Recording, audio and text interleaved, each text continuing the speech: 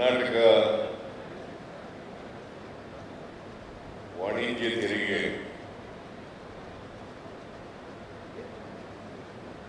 ಅಧಿಕಾರಿಗಳ ಸೇವಾ ಸಂಘ ಪ್ರಾರಂಭ ಆಗಿ 50 ವರ್ಷಗಳು ಕಳೆದಿವೆ. ಇವತ್ತು ನೀವು ಸಂಘದ ಸುವರ್ಣ ಮಹೋತ್ಸವವನ್ನು ಆಚರಣೆ ಮಾಡ್ತಾ ಇದ್ದೀವಿ. ಈ ಸುವರ್ಣ ಮಹೋತ್ಸವದಲ್ಲಿ ಭಾಗಿಯಾಗಿರ್ತಕ್ಕಂಥ ಆರ್ಥಿಕ ಸಲಹೆಗಾರರಾದಂಥ ಶ್ರೀ ರಾಯರೆಡ್ಡಿಯವರ,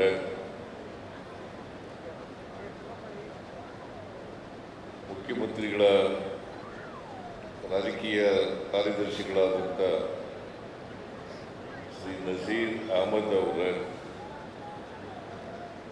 ಮೇಲ್ಮನೆಯ ಸದಸ್ಯರುಗಳಾದಂಥ ಶ್ರೀ ನಾಗರಾಜ್ ಅವರ, ಇನ್ನೊಬ್ಬರು ಮೇಲ್ಮನೆಯ ಸದಸ್ಯರಾದಂಥ ಶ್ರೀ ಗೌಡ ರಾಮೋಜಿ ಗೌಡ ಅವರ, ಅಪರ ಮುಖ್ಯ ಕಾರ್ಯದರ್ಶಿಗಳಾದಂಥ ಶ್ರೀ ಅತೀಕ್ ಅವರ,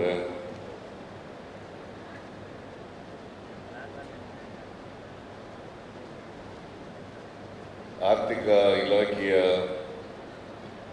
ಪ್ರಧಾನ ಕಾರ್ಯದರ್ಶಿಗಳಾದಂಥ ಶ್ರೀ ನಿತೇಶ್ ಕುಮಾರ್ ಅವರ, ವಾಣಿಜ್ಯ ತೆರಿಗೆಗಳ ಆಯುಕ್ತರಾದಂಥ ಶ್ರೀ ಬನ್ಸಾಲ್ ಅವರ,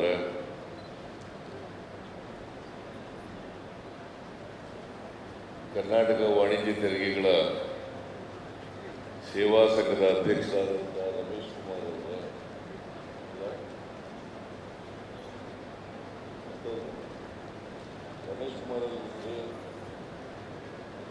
ರಮೇಶ್ ಕುಮಾರ್ ಅವರ,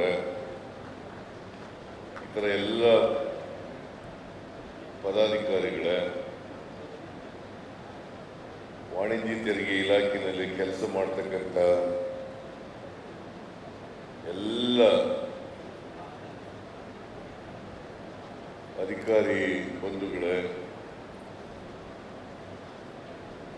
ಹಿಂದೆ ವಾಣಿಜ್ಯ ಇಲಾಖೆಯಲ್ಲಿ ಆಯುಕ್ತರಾಗಿದ್ದಂಥ ಮಾಜಿ ಆಯುಕ್ತರುಗಳೇ, ಮಾಧ್ಯಮದ ಗೆಳೆಯರೇ,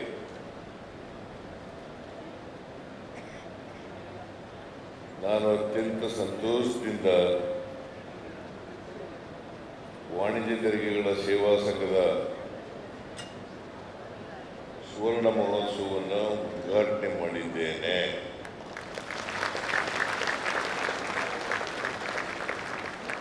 ನಿಮ್ಮ ಸಂಘ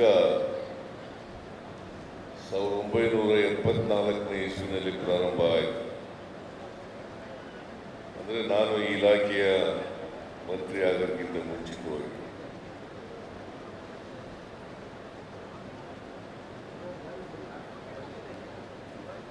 ಈಗ 50 ವರ್ಷಗಳನ್ನು ತುಂಬಿಸಿದೆ. ಒಂದು ಯಾವುದೇ ಸಂಘಟನೆಯಲ್ಲಿ 50 ವರ್ಷಗಳು ಒಂದು ಮೈಲಿಗಲ್ಲು ಅಂತಕ್ಕಂಥದ್ದನ್ನು ಹೇಳಲಿಕ್ಕೆ ಬಯಸ್ತಾ ಇದೆ.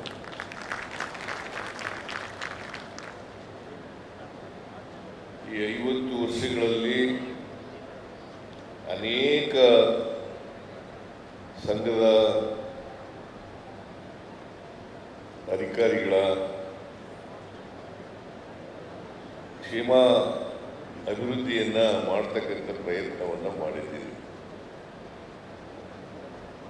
ಅದಕ್ಕಾಗಿ ನಿಮ್ಮ ಸಂಘಟನೆಯ ಇಂದಿನ ಅಧ್ಯಕ್ಷರುಗಳು ಹಾಗೂ ಪದಾಧಿಕಾರಿಗಳು ಅವರಿಗೆಲ್ಲರಿಗೂ ಕೂಡ ಧನ್ಯವಾದಗಳನ್ನು ಹೇಳಲಿಕ್ಕೆ ಬಯಸ್ತಾ ಇದ್ದಾರೆ.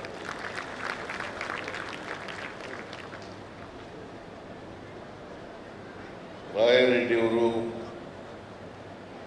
ಬಹಳ ಸುದೀರ್ಘವಾಗಿ ಭಾಷಣ ಮಾಡಿದ್ದಾರೆ.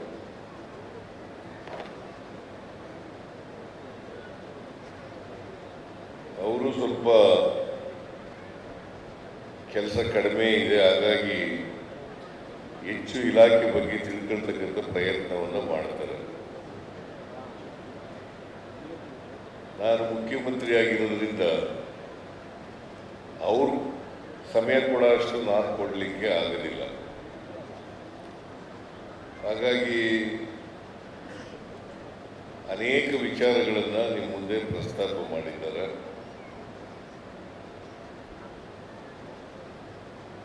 ಅವರು ಹೇಳಿದಂಥ ಎಲ್ಲ ವಿಚಾರಗಳು ಕೂಡ ನಿಮಗೆ ಅರ್ಥ ಆಗಿದೆ. ಅದರಂತೆ ನಡ್ಕೊಳ್ತಕ್ಕಂಥ ಪ್ರಾಮಾಣಿಕ ಪ್ರಯತ್ನವನ್ನು ಮಾಡ್ತೀರಿ ಅಂತಕ್ಕಂಥ ಮಾತುಗಳನ್ನು ಹೇಳಲಿಕ್ಕೆ ಬಯಸ್ತಾ ಇದ್ದಾರೆ. ನಿಮ್ಮೆಲ್ಲರ ಸಹಕಾರದಿಂದ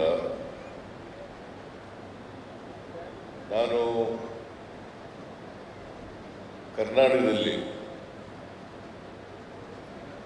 ಆರ್ಥಿಕ ಇಲಾಖೆಯ ಜವಾಬ್ದಾರಿಯನ್ನು ಹೆಚ್ಚು ಕಾಲ ಮಾಡ್ತಕ್ಕಂಥ ಅವಕಾಶ ಸಿಕ್ತು ಈ ರಾಜ್ಯದಲ್ಲಿ. ನಾನು 94ರಿಂದ 99ರವರೆಗೆ 5 ವರ್ಷ ಹಣಕಾಸಿನ ಮಂತ್ರಿ ಮತ್ತು ಉಪಮುಖ್ಯಮಂತ್ರಿಯಾಗಿ ಕೆಲಸ ಮಾಡಿದೆ. ಮತ್ತೆ 2024, 25, 26 ಸುಮಾರು 1 ವರ್ಷ 3 ತಿಂಗಳುಗಳ ಕಾಲ ಉಪಮುಖ್ಯಮಂತ್ರಿಯಾಗಿ ಹಣಕಾಸಿನ ಮಂತ್ರಿಯಾಗಿ ಕೆಲಸ ಮಾಡತಕ್ಕಂಥ ಅವಕಾಶ ಸಿಕ್ಕಿದೆ. ಮತ್ತೆ 2013ರಲ್ಲಿ ಮುಖ್ಯಮಂತ್ರಿ ಆದೆ. 18ರವರೆಗೂ ಕೂಡ 18-19ರವರೆಗೂ ಕೂಡ ನಾನು ಹಣಕಾಸಿನ ಮಂತ್ರಿ ಆಗ್ತಕ್ಕಂಥ ಅವಕಾಶ ಸಿಕ್ಕಿತ್ತು. ಈ ಮತ್ತೆ 2ನೇ ಸಾರಿ ಮುಖ್ಯಮಂತ್ರಿ ಆದಮೇಲೆ ಈಗಾಗಲೇ 2 ವರ್ಷ ತುಂಬುತ್ತಾ ಇದೆ. 20ನೇ ತಾರೀಕಿಗೆ ಈ ತಿಂಗಳು ಹೊಸಪೇಟೆಯಲ್ಲಿ 2 ವರ್ಷದ ಸಮಾವೇಶವನ್ನು ಏರ್ಪಾಡು ಮಾಡಿಕೊಂಡಿದ್ದೀವಿ. ನಾನು ಮೊದಲು ಮುಖ್ಯಮಂತ್ರಿ ಆದಾಗ ಈಗಾಗಲೇ ರಮೇಶ್ ಕುಮಾರ್ 2800 ಕೋಟಿ ರೂಪಾಯಿ ಇವತ್ತು ಕಳೆದ ವರ್ಷ ಸುಮಾರು 1,03,000 ಕೋಟಿ ರೂಪಾಯಿಗಳನ್ನು ತಲುಪಿದ್ದೀವಿ.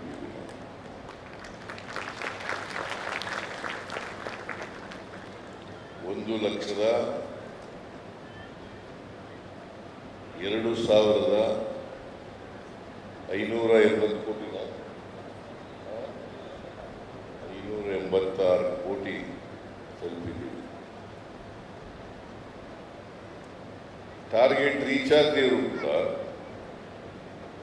ಉತ್ತಮ ರೀತಿಯಲ್ಲಿ ನೀವೆಲ್ಲ ಕೆಲಸ ಮಾಡೋದ್ರಿಂದ ಇಷ್ಟು ಹಣವನ್ನು ಖರ್ಚು ತೆರಿಗೆ ವಸೂಲು ಮಾಡಲಿಕ್ಕೆ ಸಾಧ್ಯ ಆಯಿತು.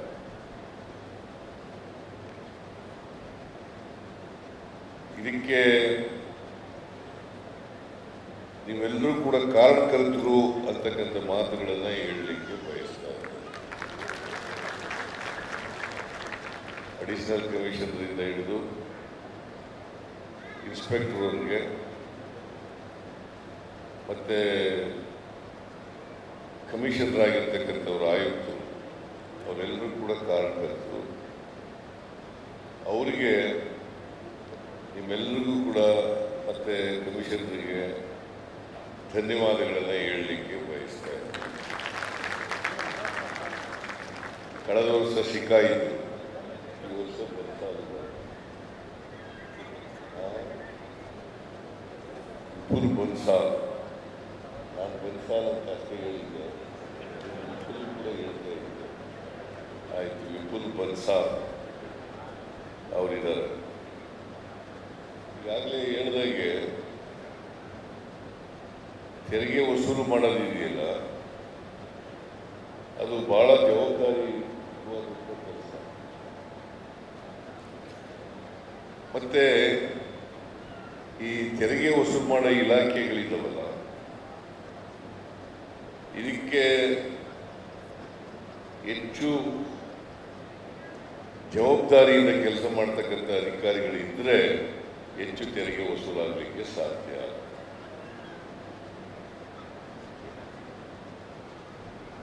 ಅದರಲ್ಲೂ ವಾಣಿಜ್ಯ ತೆರಿಗೆ ಇದೆಯಲ್ಲ, ಎಲ್ಲ ತೆರಿಗೆಗಳಿಗಿಂತ ಹೆಚ್ಚು ಬರ್ತಕ್ಕಂಥದ್ದು ವಾಣಿಜ್ಯ ಇಲಾಖೆ.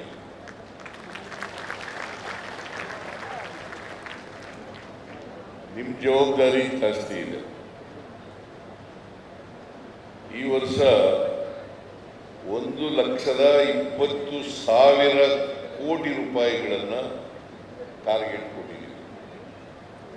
1,20,000 ಕೋಟಿ. ಹೋದ ವರ್ಷ ಸುಮಾರು 1,03,000 ಕೋಟಿ, 17,000 ಕೋಟಿ ಜಾಸ್ತಿ ಮಾಡಿದ್ದೀವಿ. ಕಾರಣ ಯಾಕಪ್ಪ ಅಂತಂದ್ರೆ ಅವಕಾಶ ಇದೆ.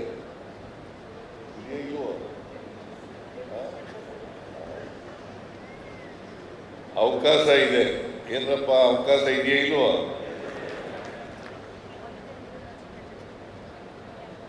ನಮ್ಮ ಈ ವರ್ಷದ ಬಜೆಟ್